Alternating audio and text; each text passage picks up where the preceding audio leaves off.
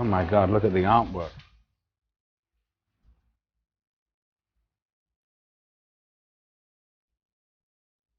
Imperial Hotel. Oh, this is from Anthony Burgess again.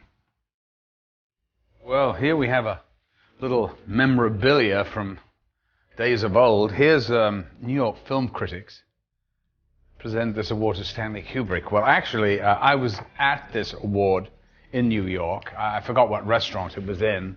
I went there with Anthony Burgess, the author of the novel A Clockwork Orange, and an extraordinary man he was. I spent a week with him in New York doing all the press and going to the David Frost show and that show and whatever. And we did it together, but I actually was pretty silent and just watched this man and listened to him because he was one of the great raconteurs I'd ever heard.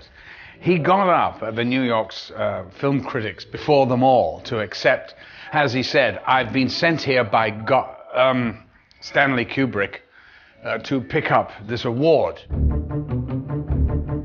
Here's a letter from Ted Ashley, who ran Warner Brothers in 1971. Oh, I remember all the top brass of Warner Brothers coming supposedly to the set, and I remember driving back with Stanley from the location in the evening after a long slog, and we drove into the gates of his compound, his house, and there were 3 Rolls Royces parked there with chauffeurs, and he goes, oh God, I forgot, I got the guys from Warner Brothers here, shit. So we got out of the car, walked in, and this John Calley, Ted Ashley, and I think Frank Wells were sitting there waiting for him, obviously for hours. And Stanley came and he went, hi guys, this is, Malcolm McDowell, he's the star of the movie. Look, we gotta go look at dailies. Why don't you guys order some Chinese takeaway? And by the time we get out dailies, you can't come in and see them, by the way. Then we can all have a little dinner. And so, I mean, Chinese takeaway, this is in Bourne Wood. It was dog food. You wouldn't even give it to a dog.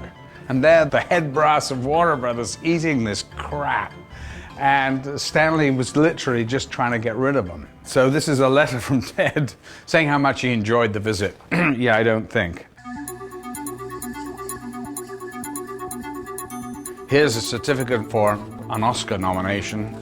Amazingly, Stanley Kubrick, one of the most iconic directors of all time, never won. Neither did Alfred Hitchcock. Strange. Of course, he wasn't a Hollywood insider. And even though they, of course, would say, that doesn't matter, we're completely impartial. Nuts, is what I say. Kubrick should have won a clutch of Oscars. 2001 is a masterpiece. Dr. Strangelove is a masterpiece. Clockwork Orange, I needn't say because I don't want to be unbiased, but he made some of the great movies of his era. He was a brilliant, brilliant director because he took on every genre and made the best movie in that genre. So you couldn't really go into a Kubrick movie and go, oh yeah, that, like you could with John Ford. John Ford, The Sweep of the Western, or whatever it was, The Prairies, you knew it was a John Ford movie.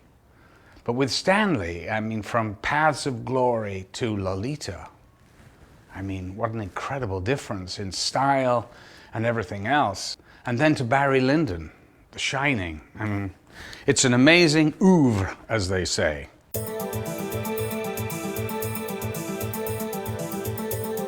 Oh my God. Well, these are all fun stuff. This was trying to find the costume.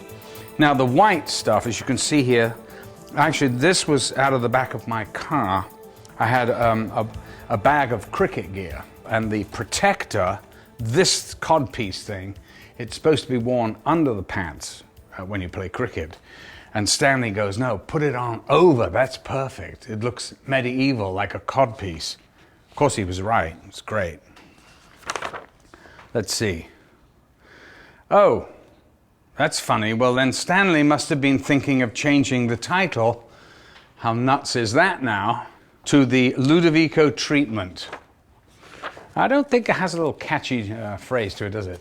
I'm in a movie, Ludovico treatment. Or I'm in a movie, Clockwork Orange. Now that's a catchy title. What does it mean? Actually, I did ask Burgess, where did it come from? He said he heard it in a pub in the East End of London when one of the working guys came, and he goes, yeah, he's as queer as a clockwork orange. So I don't know what it means. Well, here's an interesting photograph. This is called a lid lock. It's used in delicate eye operations, and of course should be used with the patient lying on his back.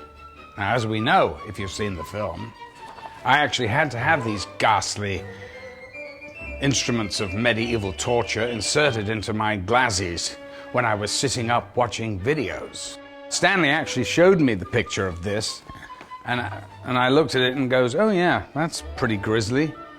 He was, no, do you think you could do that?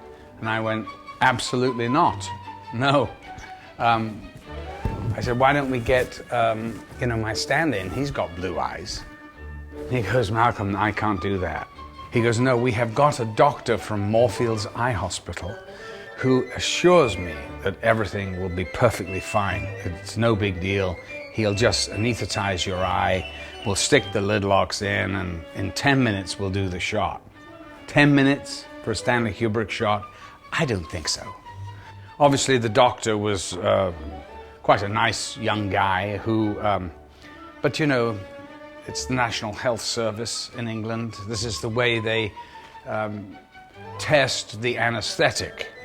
Gets a handkerchief and goes, pokes it in my eye and goes, can you feel this? Ah! Oh, it's not ready yet, Stanley. Can you feel this? We're ready to shoot. Anyway, they stuck these awful things in my eyes, and Stanley came down and said, listen, Doc, just say a line like, how are you feeling today, little Alex? So this doctor, who is not an actor, of course, now is being given a line of dialogue in a major movie with a major director. And what he had to do in the scene was to make sure that my corneas didn't dry up. So he had to insert eye drops into my eyes every 15 seconds or so to keep them moist, because if they dry up, you're blind.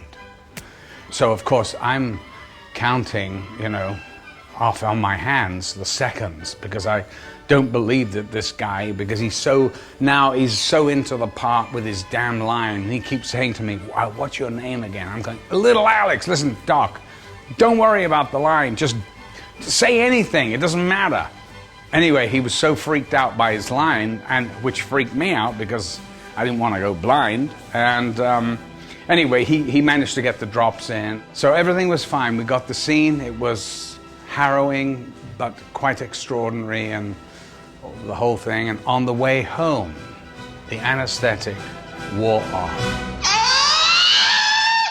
And I went over a pothole, I remember, in the car, and it felt like I'd had a razor blade sliced right down the whole of my body. Stop it, please, I beg you! And literally, I've never felt pain like it. It was so intense and so all-consuming that my doctor had to come over. He lived around the corner, thank God. He had to come over and give me a shot of morphine. In a roundabout way, I've been living off the sort of residuals of Clockwork Orange, metaphorically. It's an iconic film, and really, how many of those do you make in your career? If you get one, you're very lucky.